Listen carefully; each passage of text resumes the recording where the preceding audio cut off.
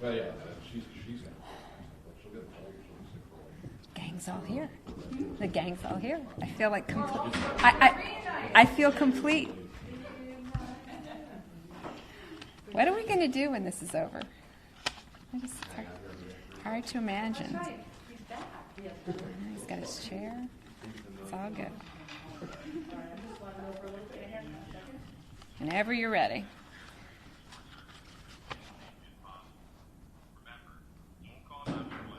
That's you. Sounds like a Ready Monco alert. That's okay. You good? I thought it was Melward's. Everybody good? All right, great. All right, good afternoon, everybody. It is Thursday, April the 23rd. I am Dr. Val Arkush, Chair of the Montgomery County Board of Commissioners, and I am here with Commissioner Joe Gale and Dr. Brenda Weiss, our Administrator of our Office of Public Health, and Dr. Al Wong, our Regional EMS Director. So since our 4/22 press briefing, we have received notice of 119 new positive cases of COVID-19 in Montgomery County. This brings us to a total of 3,212 cases. These positive individuals are from 35 municipalities, none of which are reporting new cases, so this keeps us at 61 of our 62 municipalities that are home to individuals with COVID-19. As is the case every day, you can check our county map at moncopa.org/COVID-19 for an updated geographic list. Today's age brackets, we have one child between 0 and 9, 2 between 10 and 19, 11 between 20 and 29, 14 between 30 and 39, 9 between 40 and 49, 18 between 50 and 59, 22 between 60 and 69, 19 between 70 and 79, 13 between 80 and 89, and 10 between 90 and 99. And the actual age range was from 1 year to 97 years old. 44 females and 75 males were in today's total. 6 are known to be hospitalized, 7 are known to be in isolation at home, and 106 we do not have information on. I'm saddened today to confirm that 5 more Montgomery County residents have lost their lives to COVID-19, which brings us to a total of 179 deaths confirmed positive from COVID-19. 4 of those individuals passed away at the hospital, 1 in their residence. They ranged in age from 45 years old to 87 years old. Overall, among those 179 individuals, 90 women have lost their lives and 89 males. In terms of racial breakdown, 11 Asians, 2 Asian Indian, 3 Asian Korean, 20 African American or Black, 68 white, and 75 we do not have information on. In terms of our hospital beds, our most recent data is that every hospital in Montgomery County does have open beds on both their regular floors and in their intensive care units. I do want to note, though, that the number of open beds does go down a bit every day.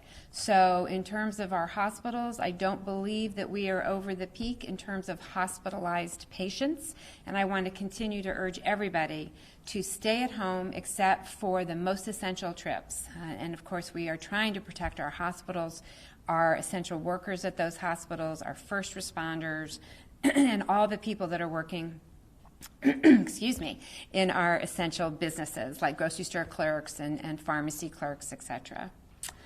At our long-term care facility update today, we have, again, 85 facilities that are reporting positive cases of COVID-19. These are a combination of long-term care facilities and other congregate settings that provide overnight services. Today, we have 37 facilities with 1 to 5 cases, 17 facilities with 6 to 10, 7 facilities with 11 to 15 cases, 5 facilities with 16 to 20, 2 facilities with 21 to 25 cases, 3 facilities with 26 to 30 cases, 2 facilities with 31 to 35 cases, 4 facilities with 36 to 40 cases, 1 facility with 41 to 45 cases, 3 facilities with 46 to 50 cases, 1 facility with 51 to 55 cases, 1 facility with 56 to 60 cases, 1 facility with 61 to 65 cases, and 1 facility with 76 to 80 cases. This totals 738 cases among residents, 377 cases among staff, for a total of 1,215 individuals positive. Couple reminders about this data. This is self-reported from these facilities. Not all of these individuals are Montgomery County residents, so those totals that I just gave you do not roll up and add up in some way to our positive list here for the county. But we wanted to track these cases as just a snapshot of the very serious challenges that these long-term care and other congregate settings are experiencing. We have 105 confirmed positive COVID-19 deaths of Montgomery County residents from long-term care facilities, which represents 58% of our total confirmed positive deaths. I do just want to note that I do not have the numbers for the probable deaths today. We just had a little bit of a technical snafu on a spreadsheet, so we should have those probable deaths again tomorrow, but I don't have those to report today. We continue to do outreach with these facilities. We have now completed 4 site visits to 4 different long-term care facilities. There's a team at one right now for the 5th visit, and we are planning to do a number more tomorrow and over the weekend. We are offering assistance to these facilities, helping them with their infection control policies, going through the recommendations, trying to make sure that they're all being followed, make sure they have enough PPE, just some of these very practical matters. And we are in regular communication with the Pennsylvania Department of Health about these facilities, and particularly ones that we have concerns about. Today's update from our correctional facility. We continue today to have 6 inmates who have tested positive for COVID-19, and 1 individual for whom we are awaiting a test result. 2 of the 6 positive inmates have recovered. The 4 active patients remain in isolation and are currently stable. As a result of potential exposure and in an abundance of caution, we have 195 individuals who are in quarantine, all of whom are asymptomatic at this time. As of today, we have 6 correctional officers who have tested positive for COVID-19. 3 are recovered, and 3 remain in isolation at home and are stable. Since the President Judge issued the initial March 12, 2020 order declaring a judicial emergency, the population at Montgomery County Correctional Facility has gone from 1,342 to 949 today, a net decrease of 393, which is a 29% decrease. The testing site. Things continue to go smoothly at our Montgomery County Community College drive-through site, open today and running smoothly. I want to just again thank the Community College, Whitpain Township, and Whitpain Township's Police Department, the National Guard, and the several county departments that are assisting in this effort. As of April the 20th, we have tested 1,179 individuals at this site, and we've received results on 1,162 individuals, which represents 99% of the total tested through April the, actually I believe this is through April the 21st now. I'm sorry, I didn't change that on my printout here. So the first 5 days of testing.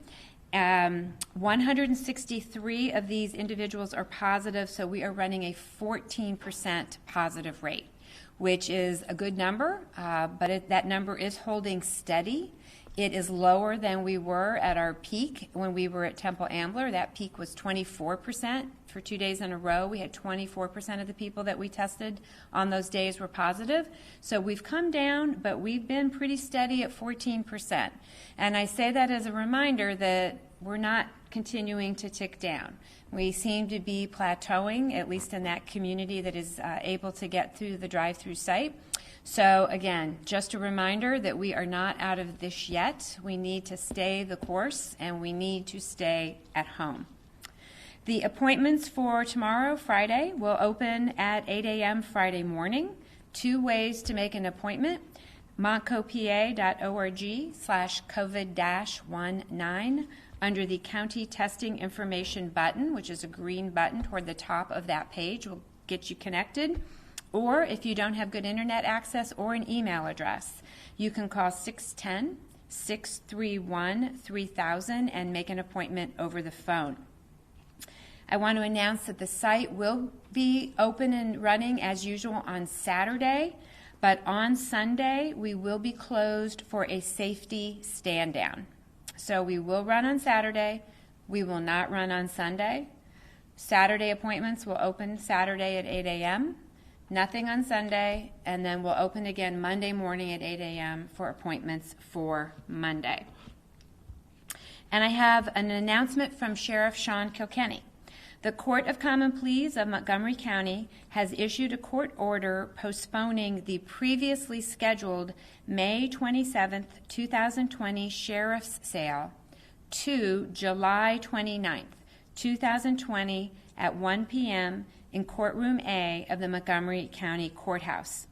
Sheriff Kilkenny petitioned the court to postpone the May sale to July in accordance and to be in compliance with national, state, and county stay-at-home directives designed to mitigate the spread of COVID-19. The decision to bypass the June 2020 sheriff's sale was made in accordance with the latest in a series of declarations of judicial emergency calling for the suspension of certain court functions until May 31st. And I just want to personally thank the sheriff for being so diligent and being so cautious and taking all the steps that his office can take to make sure that when these sorts of very large gatherings of people occur, that they're being postponed until a time when we can do them a little more safely than what is available to us right now. And with that, I will turn over to Commissioner Gale. Good afternoon, everyone. I'm Montgomery County Commissioner Joe Gale. The Pennsylvania Department of Labor and Industry has announced that Pennsylvanians who are self-employed or independent contractors can begin filing claims for pandemic unemployment assistance. Pandemic unemployment assistance is a new expansion to the unemployment benefits provided by the Federal CARES Act. Individuals eligible to apply for this assistance include self-employed, independent contractors, those working for religious organizations including clergy, and people without sufficient work history to qualify for regular unemployment compensation. To qualify for this assistance, you will need to provide documentation that verifies that COVID-19 is the reason you cannot work. This could be documentation from medical professionals regarding diagnosis or isolation instructions for you or a person in your home, or notices from the federal government or local government regarding closure of businesses or stay-at-home orders. You can also provide notices or emails from businesses with whom you had an existing contract stating that your services are not needed due to shutdowns, or documentation from a prospective employer that includes a start date, hours, and pay for a job offer that was canceled or delayed.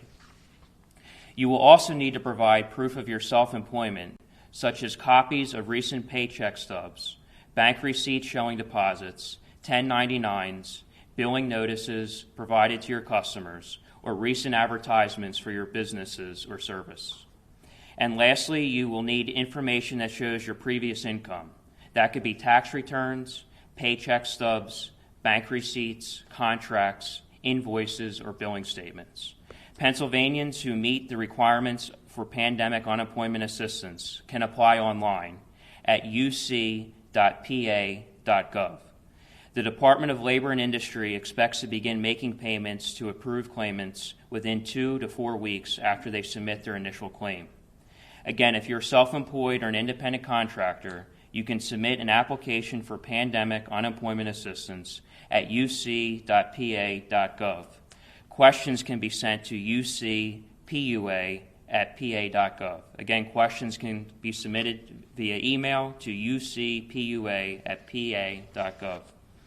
I'd also like to thank some organizations and community leaders who have been working with us side by side on several projects, such as the 2020 census, the new voting system, and the COVID-19 pandemic. Nelly Jimenez, the president and CEO of Aclamo, a Latin American community action organization, George Che, the president and CEO of Philip Hayson Memorial Foundation, and Manesh Engel, the president and CEO of NavaPro, all of whom have been critical partners in helping us translate documents and videos into Spanish, Korean, Chinese, and Hindi for our website and social media, so all the residents of Montgomery County can stay updated on these important projects. I also want to thank the Deaf Hearing Communication Center for their help in interpreting our daily press conferences. Sarah and Megan have been tremendous assets to us getting the word out for the hearing impaired community. So thank you for listening today, and I'll turn it back to Commissioner Arkush. All right, thanks. I'll be happy to take questions. We have a couple of questions, but I think he's going to say Ken Lawrence needs to answer them. He's not here. Yeah, Ken is involved in a SEPTA meeting this afternoon, so I will do my best to stand in his shoes, which are much bigger than mine. Yesterday we talked a little bit about the upcoming election and that workers were coming in this weekend to get things ready. Would we prefer to have an entirely mail-in election here, because we know that at least this section of the state is likely still going to have some sort of stay-at-home or restrictions come June? The governor's already said we're the last to open. So Commissioner Lawrence and I did send a letter to Governor Wolf and Secretary Bookvar, I guess it was about 3 or 4 weeks ago now, requesting that, at least in our area, we be able to do an all-mail-in election, and with maybe just some limited in-person locations for people with disabilities or other issues. That is just not going to happen. You know, that request, I don't want to say it was rejected. It would actually require legislation to affect that change, and that is just not in the cards. So we are doing everything we can to encourage people to vote by mail. We will have a number of polling locations. We do not know where they are yet. We are working on a plan for that.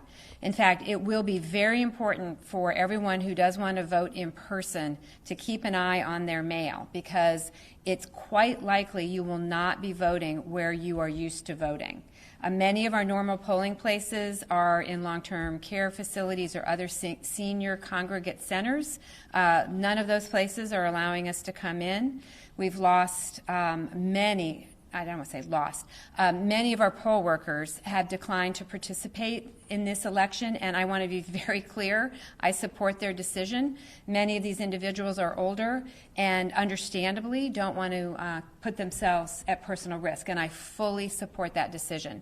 So we will be having a smaller number of polling places, and we don't know, I can't tell you yet what that's going to look like, but our team's working on that plan. So everyone who is focused on voting in person, please make sure you watch your mail in case you get a notice of a new polling place. However, if you are comfortable with voting by mail, we would urge you to go online at, I think it's votespa.gov, votespa.com. Hold on, we'll get you that URL. And it's a very simple process to request a mail-in ballot, and that would be the safest thing. You can do that from the comfort of your home. You won't have to stand in line or anything like that. .com. Votespa.com is where you can do that. I will tell you that we are planning to have social distancing at our polling sites.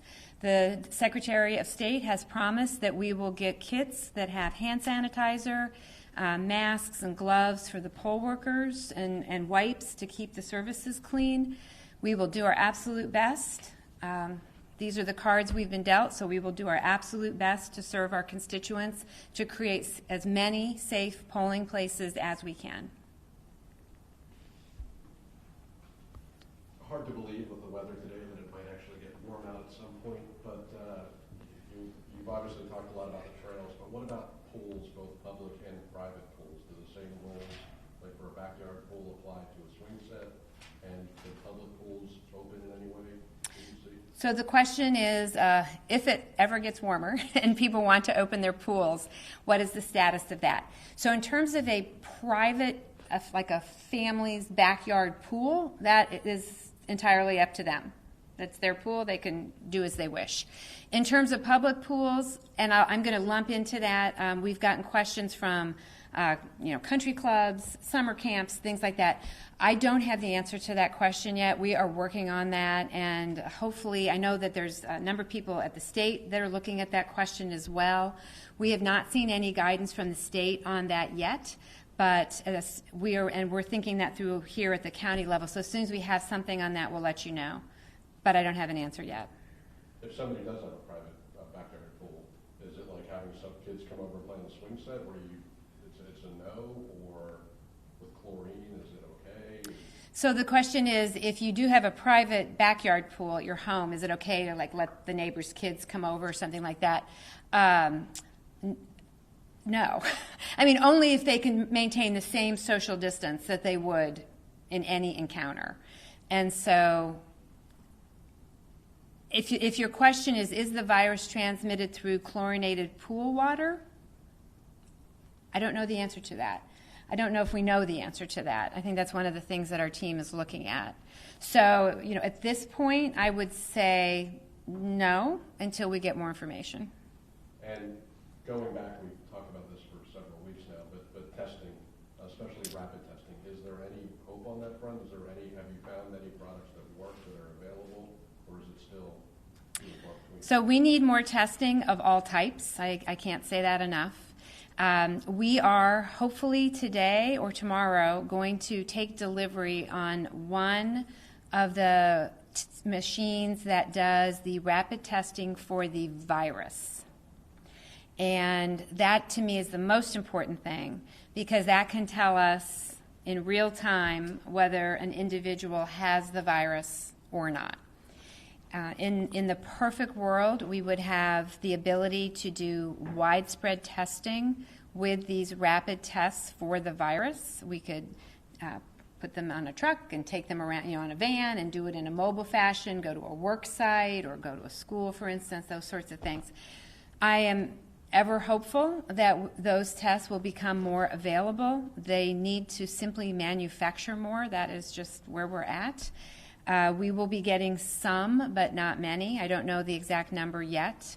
And we are working on a plan for how we can make best use of the tests that we do get and prioritize who should get those rapid tests. But I don't have that plan yet. We still don't actually have the machine. It's important that people understand that even with this rapid machine, it still takes about 10 to 15 minutes for one test. And so with one machine, we can use it in a perfect situation on at most 5 or 6 people an hour. So our goal would be to get quite a few of these machines and the cartridges that are needed to run the tests on them, and then we could put into place a pretty robust testing plan, but we just don't have it yet. Is there confidence in those results? We've been hearing the Abbott test might be giving too many false negatives. So none of the tests are 100% perfect. The machine that we'll be getting is the Abbott machine, and every test, and just to put this into some context for the people listening, the question was whether or not, or the question was an observation really, that the Abbott test has been shown to have what's called some false negatives. In other words, someone who was actually sick with the virus, the test said they were negative. That is true for any test that any doctor has ever given you. Every test has false negatives. So the Abbott test, particularly for the coronavirus, doesn't seem to have more false negatives than many other similar types of tests. But yes, there definitely are false negatives. And that is just part of the reality of testing in medicine today. So we would expect that there'll always be some false negatives. That's why physicians and other healthcare professionals look at the whole person. They just don't go by tests. If you have the classic symptoms for COVID-19 and your test comes up negative, your doctor might order a CAT scan for you, because there's other ways to obtain findings that are suggestive of COVID-19. There's specific findings of the lungs on CAT scans, for instance, that are highly consistent with COVID-19. So it's just one measure, but it is a measure that we have enough confidence in that we think we could use for some widespread screening, particularly in asymptomatic people. It might actually give us a leg up and help businesses open more safely.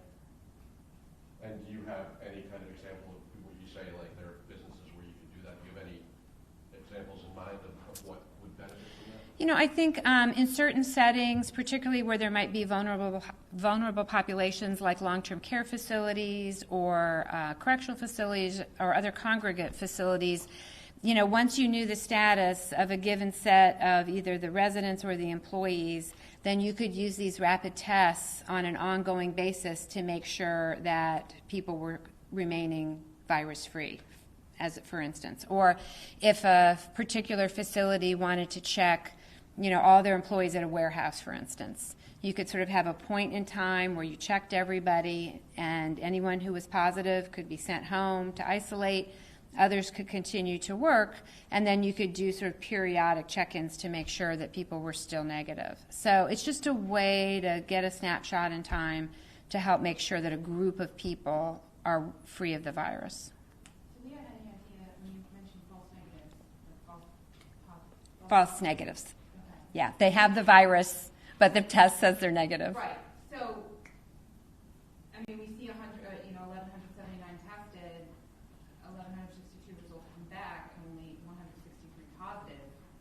Now I wonder, are we getting more false negatives from the testing site, or do we know this standard test? No test is 100% accurate. Okay. So there is a chance that there are some false, but not anything. Because this is a relatively small number of positive Right. versus the overall tests that have been done since the new site opened. So. Right. But remember, I've been putting in context that our peak days, we saw 24%. And then by the time we shut down Temple Ambler, we were down to 16%.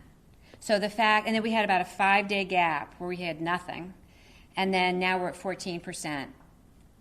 That seems to be about right. If we'd gone from 16% to 5%, I would say something's not right. Like, that doesn't make sense. Are you notified of any tests where the CAT scan or the chest x-ray comes back with someone who was at the site, tested negative, and then turns around and tests positive, or is that not part of the data that you get when you are notified of positive? If they went to their healthcare provider, for instance, because they were symptomatic, and that provider ordered a CAT scan, we would not get that result. We would only get the result if that provider ordered a second COVID-19 test, and then if that came back positive, then we would get that. You would get that result, but you wouldn't know. We wouldn't get a CAT scan result, no. Because I'm curious, safety stand down, is that just because of the weather, or what? No. Remember, this site opened a week ago Thursday, so they ran straight through last weekend, and this is just one National Guard team. So just for their sake, they're not swapping out. They're just getting a breather. Okay. Yeah, because remember, they're in PPE all day. And they're standing outside. It's been cold, windy, and wet. We just want to give them a day of rest. Yeah. I have two questions. One, what did your team find when they went to the nursing homes? So I haven't actually gotten the full report on that. They were meeting at noontime today to debrief, and I actually have not been briefed on what they found. So I can't answer that question yet.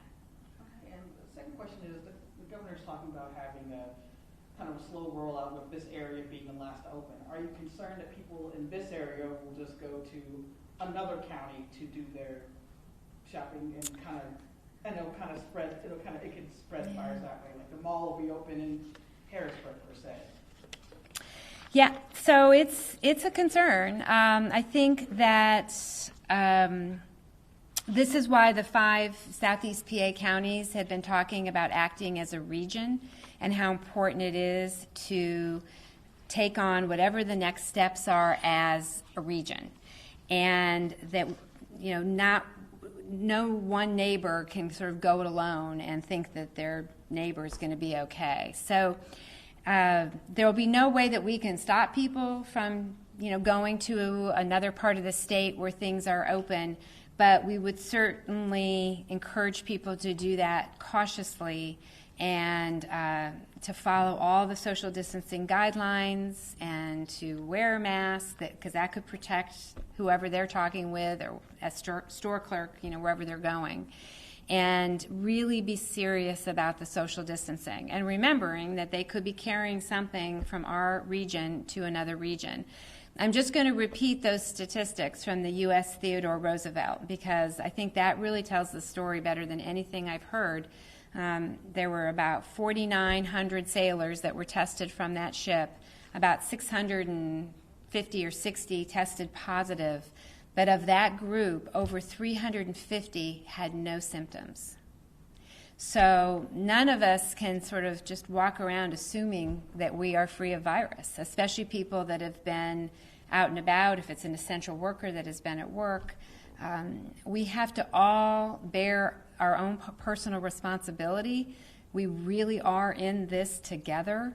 And so if one person leaves an area where there's a fairly high degree of virus still present, like ours is, and goes somewhere else, you need to ask yourself why you're doing that, that you could absolutely be putting another community at risk. And if there's not a really essential reason that you're doing that, you should think twice about it. And ideally, for the good of all of us, stay at home. And just, I guess, a quick follow-up on that, just because they were saying Philly would probably be one of the last areas, so it would be to all 5. It would be all this whole region. It just wouldn't be Philly by itself. So, the governor's plan just came out yesterday. I have seen what you have seen. We've been sort of parsing through it today, and I don't know. I can't answer that question. We have not gotten that level of detail from the governor. I do want to point out several important things about what he has suggested. One, and the most important one, which is that it will be data-driven and relying on quantifiable criteria to do a very evidence-based rollout. So I was very, very pleased to see that. And he does describe it as a regionally based rollout or opening. So I would assume that we would sort of largely behave together as a set of counties. Very important. He states that reopening necessitates that adequate personal protective equipment and diagnostic testing are available. We have neither of those here, at least in Montgomery County. I can't speak for my neighboring counties, but until hospital personnel are using PPE as it is intended to be used under normal circumstances, and same thing for our first responders and others, we need more PPE. We don't want to get our hospital workers in a situation that is unsafe. And as I mentioned, we don't have enough diagnostic testing. Reopening also will require a monitoring and surveillance program that allows for swift actions for containment and mitigation. We're working on here at the county a plan to ramp back up with additional staff, most likely, a contact tracing program. And so that needs to be in place, and hopefully a database that interfaces with the state to make that easier to do. And then protections for vulnerable populations must remain steadfast, and talks about congregate care facilities and correctional facilities. We are by no means in a stable situation here in Montgomery County with our long-term care facilities. So these are just a few of the things that need to be in a better place than they are right now today before we can contemplate relaxing things. I have a question with the long term, and I don't know how to phrase this question. I've been thinking about it for days now. I can't come up with the question, but I'll ask it anyway. Is there anything you can draw from what's going on in long-term care facilities that parallels or could be used in regular community-based, just people going out? Like, it is a long-term care facility is so much different because of the close contact and the you know, what goes on there. Are there any parallels with? So the question is, are we learning things from the situations in the long-term care facilities that are applicable to sort of the general? I would say yes. So first of all, they are different, right? Long-term care facilities, by their very nature, have residents who, either because of age or other underlying medical conditions, are highly vulnerable. And we know that this virus always has the most serious impact in those populations, either older people or people with underlying medical conditions. Many long-term care facilities, the individuals share a room, so they are in close contact, often many, many hours of the day. So that just reinforces data we had seen from other states and other countries, that close proximity and older age and underlying medical conditions are risk factors. This is part of why we encourage social distancing and keep stressing the importance of social distancing. I think it's also possible that individuals who were asymptomatic but carrying virus may have unknowingly come into some of these facilities and caused a resident to become positive, and then it just spread because of the other reasons that I mentioned.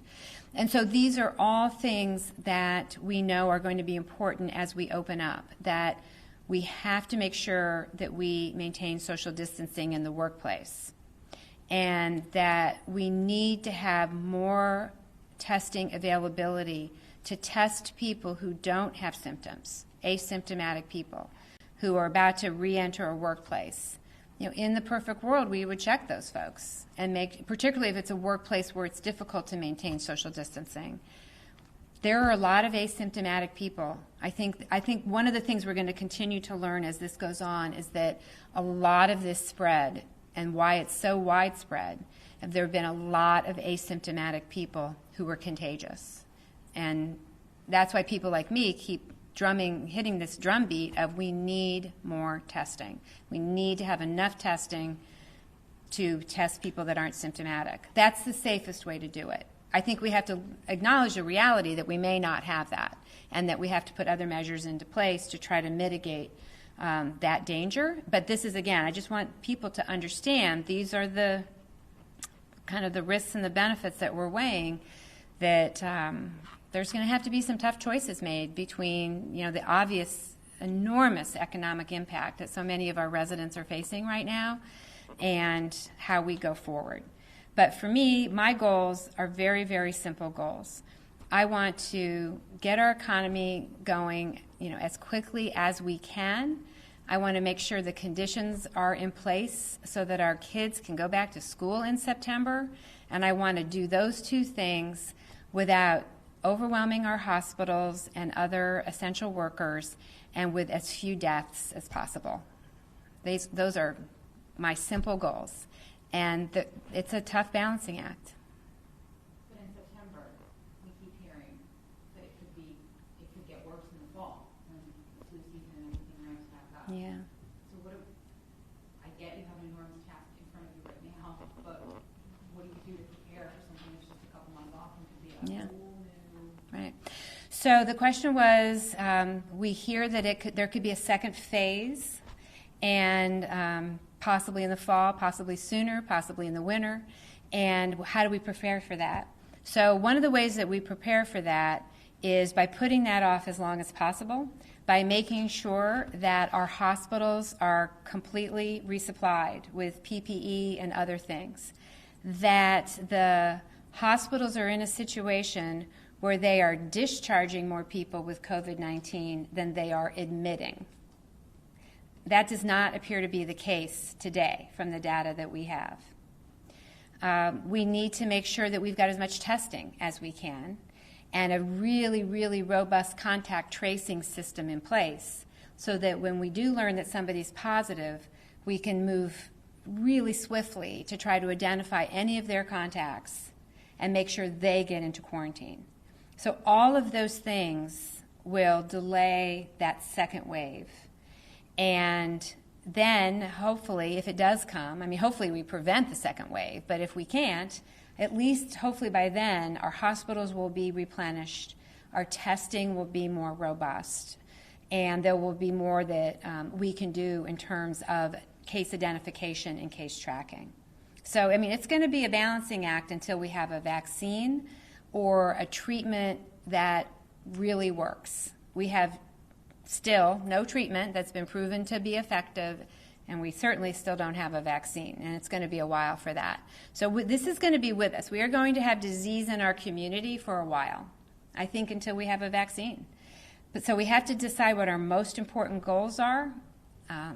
For me, it's getting kids back to school, it's getting our economy back open and doing that with as few deaths as possible and with a healthcare system that's still functioning. That's going to be what we're balancing. Where are we on that state tracking system? Is that even something that exists or something that has to be built? Well, there are state systems that exist, absolutely. I mean, they already exist, but so there is a state system that exists. What we're all hoping for and what the state is, I believe, actually working on is putting into place a tracking system, a contact tracking system that would be a little bit easier to use and a little more interactive. So we don't have to wait for that. I mean, we can do it on our own. It would just be nice if there was one system so my staff didn't have to do double data entry and things like that. So, I believe those things are coming. I think they're working on that very hard.